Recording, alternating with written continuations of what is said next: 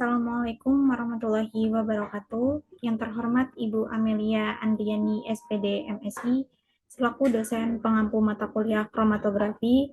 Di sini kami kelompok 6 reguler A akan mempresentasikan mengenai tugas bedah jurnal yang berjudul Analisis kadar difenhidramin, dextrometorphan, dan phenylephrine dalam sirup obat batuk menggunakan kromatografi cair kinerja tinggi. Izinkan saya memperkenalkan anggota kami. Saya Kaisa Aliska Snaputri dengan NIM 202204249 dan rekan Saya Resi Aridesmia dengan NIM 2022042074. dan rekan saya selanjutnya. Saya Sarwa Anissa Putri dengan NIM 2022042084. Baik, materi pendahuluan akan dibacakan oleh rekan saya Resi Aridesmia, dipersilakan. Difenhidramin hidroklorida atau DF, dextrometorphan hidrobromida atau DM, dan phenylephrine hidroklorida atau Fe sering dikombinasi untuk mengobati batuk pilek. DF merupakan antihistamin yang memiliki sifat sedatif dan anti alergi. DM berkhasiat sebagai penekan batuk akibat iritasi saluran bronkial, dan Fe berkhasiat untuk meredakan hidung tersumbat. Kadar ketiga senyawa dalam sediaan sirup batuk relatif kecil, sehingga analisis kadarnya membutuhkan metode analisis yang bersifat simultan dan sensitif. Analisis kadar ini diperlukan untuk memastikan kadar tiap senyawa aktif sesuai dengan persyaratan agar berkhasiat sesuai dengan tujuan terapeutiknya. Kromatografi cair kinerja tinggi atau KCKT merupakan metode analisis yang mempunyai beberapa kelebihan. Di antaranya adalah simultan, sensitif, cepat, dan praktis. Metode analisis KCKT seperti halnya metode analisis yang lain, haruslah bersifat valid agar kinerjanya sesuai dengan tujuan analisis. Validasi metode analisis dilakukan untuk menjamin metode analisis akurat, spesifik, reproducible, dan tahan pada kisaran kadar senyawa yang akan dianalisis.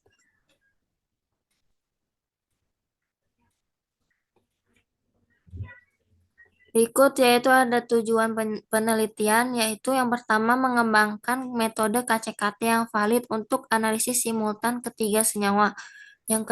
Yang kedua, mengaplikasikan metode pada sirup obat batuk.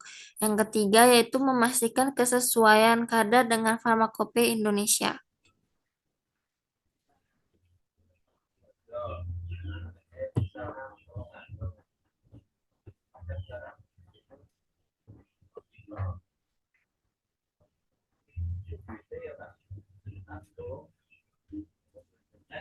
Kemudian ada alat dan bahan-bahannya yaitu difenhidramin HCl, dextrometorphan HB, phenylephrine HCl, Aquades, metanol, sampel 3 merek dagang sirup obat batuk yang kemasannya mencantumkan tiap 5 mili mengandung difenhidramin HCl 5 mg, dextrometorphan HBr 10 mg, dan phenylephrine HCl 5 mg. Kemudian ada alatnya yaitu ada KCKT isokratik atau ZASCO, kolom C18, dan detektor UV 265 nm.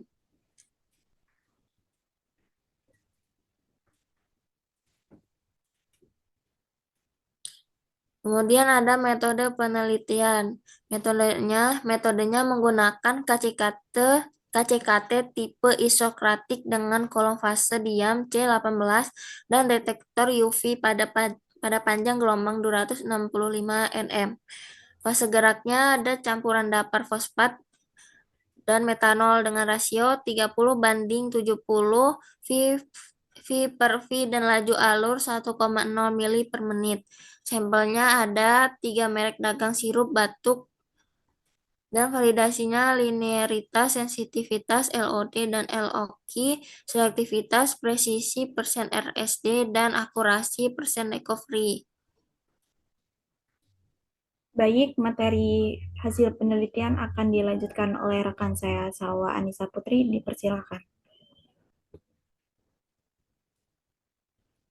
Dari gambar hasil penelitian ini dapat kita lihat bahwa kurva scanning panjang gelombang difenhydramine HCl, dextromethorphan HBr, dan phenylephrine HCl.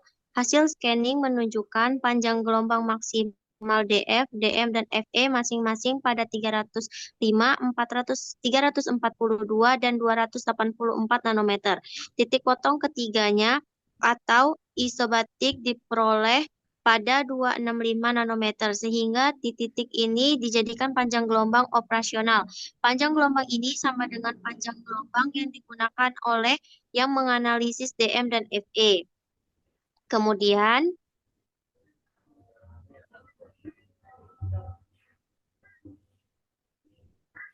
dari hasil penelitian yang dapat kita lihat pada tabel 1, yaitu optimasi komposisi fase gerak. Pada optimasi fase gerak, ini dilakukan dengan cara merubah komposisi fase gerak pada 3 perbandingan. Cara ini dipilih dengan alasan komposisi fase gerak yang optimal dapat memperbesar daya pemisahan antara puncak kromatogram sehingga meningkatkan selektivitas metode dan meningkatkan selektivitas metode. Penetapan komposisi fase gerak dan optimum didasarkan pada besarnya nilai resolusi dan luas puncak kromatogram DF, DM, dan Fe. Nilai resolusi yang memenuhi syarat R lebih dari 1,5 dan menandakan pemisahan baik. Dapat kita lihat pada tabel 1 ini. Kemudian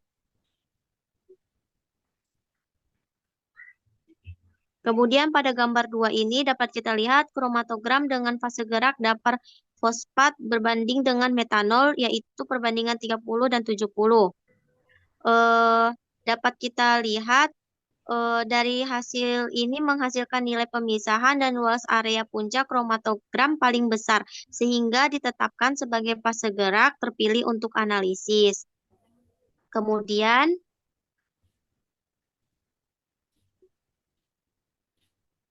pada tabel kedua, yaitu persamaan kurva baku difenhydramine HCl, dextromethorphan HBr, dan phenylephrine HCl. Yaitu dapat dilihat bahwa persamaan regresi linear terbaik diperoleh pada replikasi pertama karena memiliki nilai koefisien korelasi paling besar untuk ketiga senyawa sehingga terpilih sebagai persamaan kurva baku. Kemudian,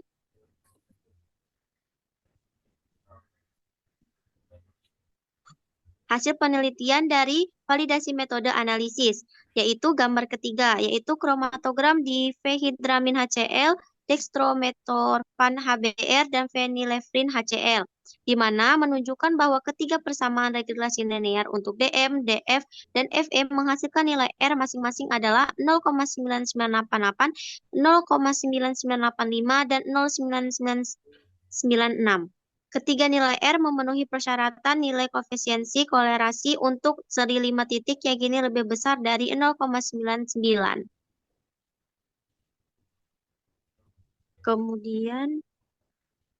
Kemudian pada hasil penelitian pada tabel 3 akan saya lanjutkan.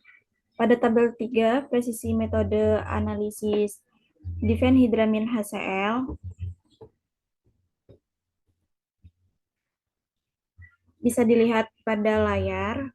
Pada tabel 3 menunjukkan hasil uji presisi DV, DM, dan VA pada konsentrasi 2, 4, dan 6 UG per mili memenuhi persyaratan kurang lebih 2% menurut Harmita 2004. Hasil uji presisi metode ini lebih teliti dibandingkan metode analisis yang dikembangkan oleh Hendry 2008 yang memperoleh nilai persen RSD untuk analisis DV dan VA masing-masing adalah 1,74% dan 1,80%. Baik, pada tabel 4 terdapat akurasi metode analisis difenhydramine HCl dan dextromethorphan dan phenylephrine HCl. Pada uji akurasi dilakukan secara metode penambahan zat standar. Hasil uji pada tabel 4 menunjukkan semua nilai perolehan kembali memenuhi persyaratan, yakni 98 sampai dengan 102% menurut Lister pada tahun 2005, yang bermakna bahwa metode mampu mengukur kadar ketiga senyawa secara tepat sesuai dengan kadar sebenarnya. Pada tabel 5, kadar difenhidramin HCl, dextromethorphan HBr, dan phenylephrine HCl dalam sirup obat batuk pada kadar 3 senyawa dalam ketiga sampel mendekati kadar yang tercantum pada etiketnya, yaitu tiap 5 mili mengandung difenhidramin HCl 7,5 mg, dextromethorphan HBr 10 mg, dan phenylephrine HCl sebanyak 5 mg. Terdapat kesimpulan bahwa metode KCKT yang dikembangkan telah memenuhi semua parameter validasi, dapat diaplikasikan untuk analisis DV, DM, dan VA dalam sirup obat batuk. Disarankan untuk mengembangkan metode ini lebih lanjut agar meningkatkan pemisahan dan akurasi kromatogram VA.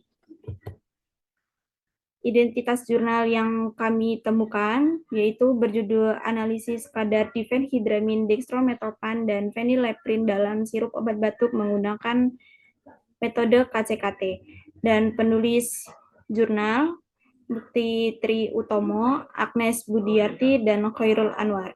Institut yang tercantum adalah Fakultas Farmasi Universitas Wahid Hasyim Semarang, dan publikasi Jurnal Ilmu Farmasi dan Farmasi Klinik JIFFK Supel 2 dan nomor 1 Agustus tahun 2024 halaman 42 sampai 49, dan nomor ISSN adalah 1693 sampai dengan 7899, dan nomor EISSN adalah 2716 sampai dengan 3814.